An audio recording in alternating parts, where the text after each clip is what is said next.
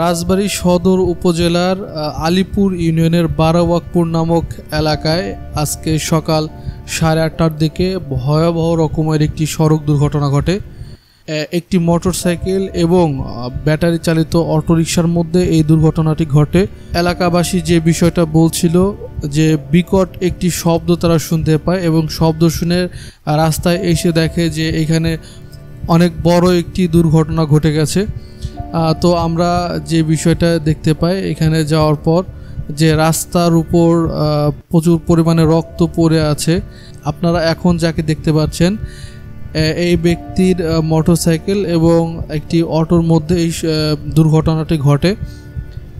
Motorcycle যিনি চালাচ্ছিলেন তার পায়ের অবস্থা খুবই ভয়াবহ এবং তিনি গুরুতর আহত হয়েছেন। আমরা যখন দেখছিলাম যে তার পা দিয়ে প্রচুর পরিমাণে রক্ত বের হচ্ছিল। এর চাইতে ভয়াবহ যে বিষয়টা যেটা আসলে ওইখানে উপস্থিত প্রত্যেকটা মানুষেরই গা শিউরে ওঠার মতো একটা অবস্থা তৈরি করেছে, সেটা হচ্ছে এই ব্যক্তির পায়ের হাড়গুলো রাস্তার উপর ছড়িয়ে ছিটিয়ে ছিল।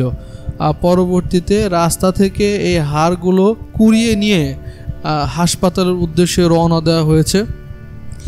আমরা এখন যে মোটরসাইকেলটি দেখতে পাচ্ছি এই মোটরসাইকেল এবং এই যে অটো রিকশাটা আমরা দেখতে পাচ্ছি এই দুটার মধ্যে দুর্ঘটনাটা ঘটে।